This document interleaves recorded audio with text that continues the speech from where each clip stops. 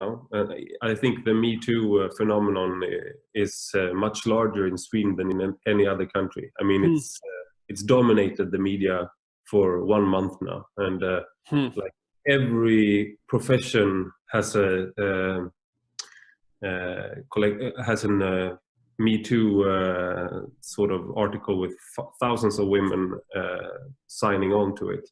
So the teachers and the lawyers and the doctors. So, but one thing is interesting about this is how the men are handling it, because there are a lot of men writing that I, as a man, have a responsibility for this happening. I, as a man, as a male, am responsible and I'm guilty.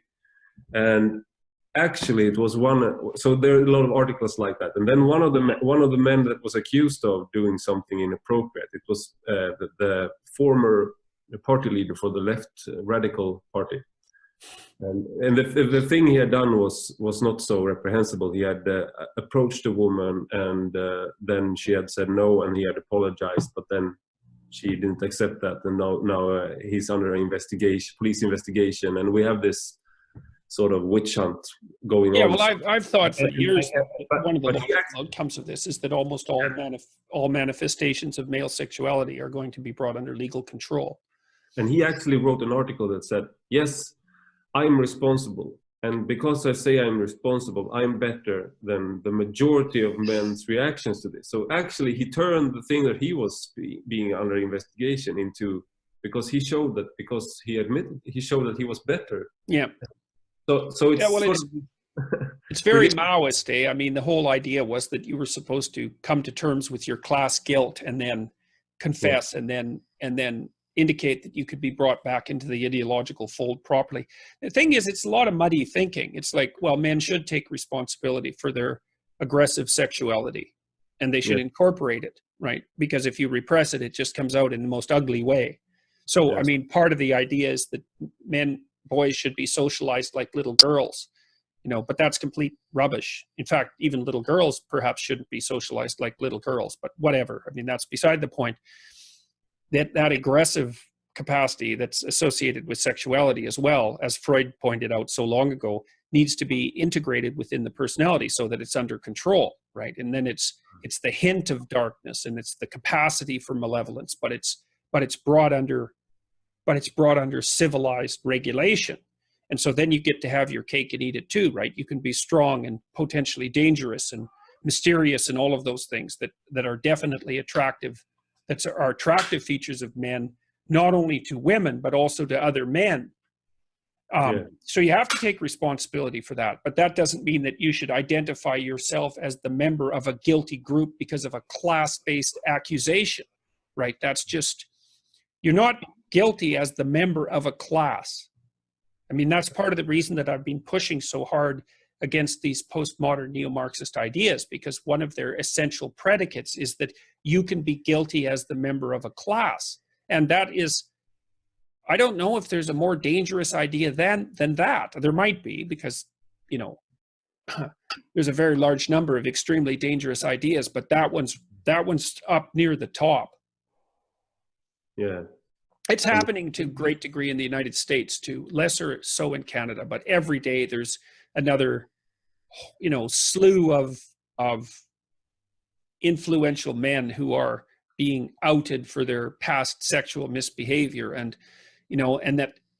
that's I don't have much to say about that, except that to use that as evidence for the group-based guilt of men as such.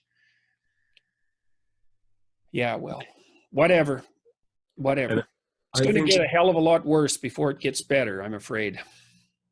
I think this is also, I would like to ask you about this as well, because as a man growing up in a country like Sweden, you have to, I would say that I think a lot of boys at least are confused what it means to be a man. And then you have these public figures, adult males, admitting to collective guilt and trying to be sort of the new male, which admits to guilt, the feminist, the good man.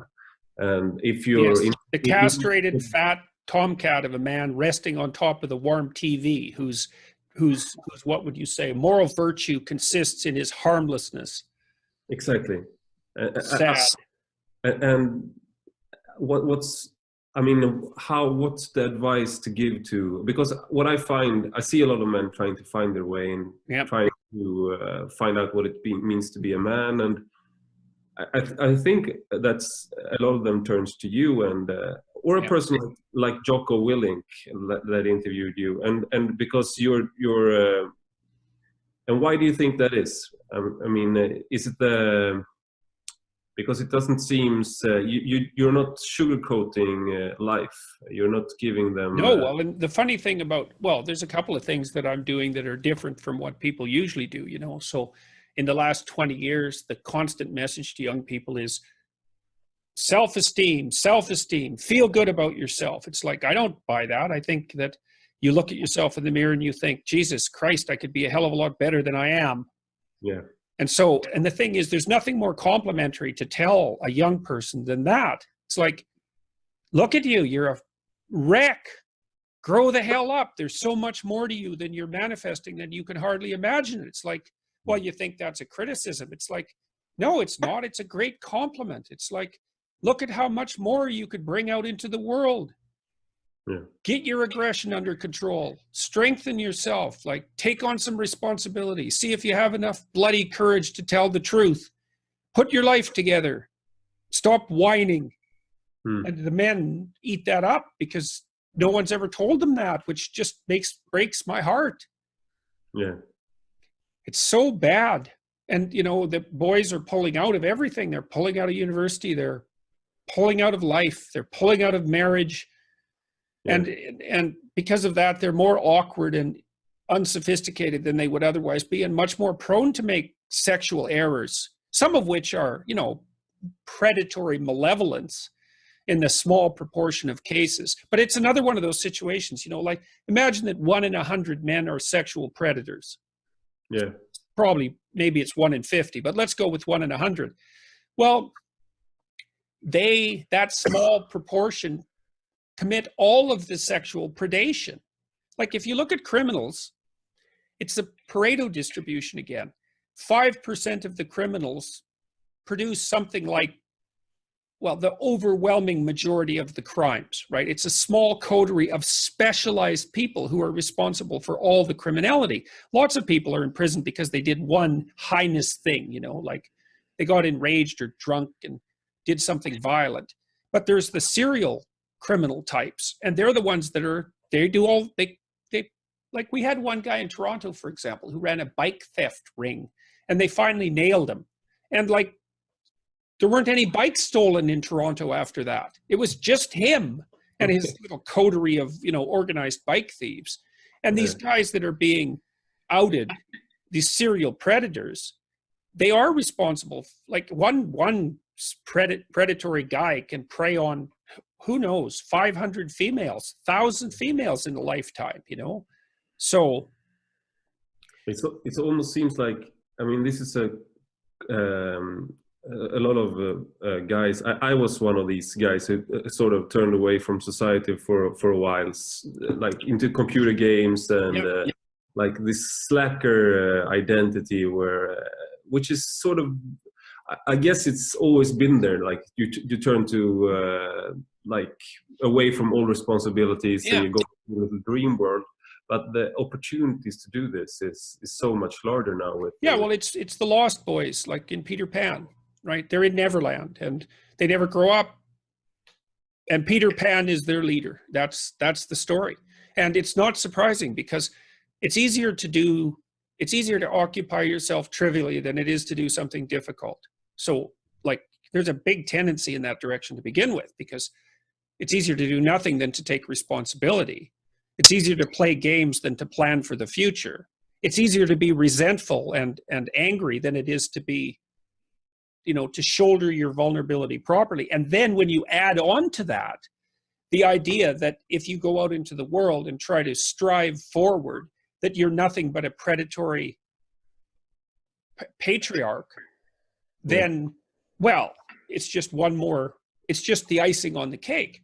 You know, I had a friend who was like that. He pulled back from the world, and because he believed that active masculinity was a pathological force, and he poisoned himself terribly because of that, and he committed suicide when he was 40. He hooked an exhaust, a hose onto his exhaust pipe and gassed himself up in the mountains in Alberta. And that was the logical consequence of his self-hatred. It's like, well, if you're so pathological, why don't you just do yourself in? And hiding like that isn't, it's not, that's obviously not the full-fledged manifestation of that, but it's, believe me, it's on the road. So yeah, I've been talking to all these young guys. They come to my biblical lectures, for example, and the message is always the same. It's like, stand the hell up, get the hell out there in the world, take local responsibility, put yourself together, because there's nothing more dangerous than a weak man. And the problem is that we're encouraging men to be weak because we have this pathological idea that strength and tyranny are the same thing.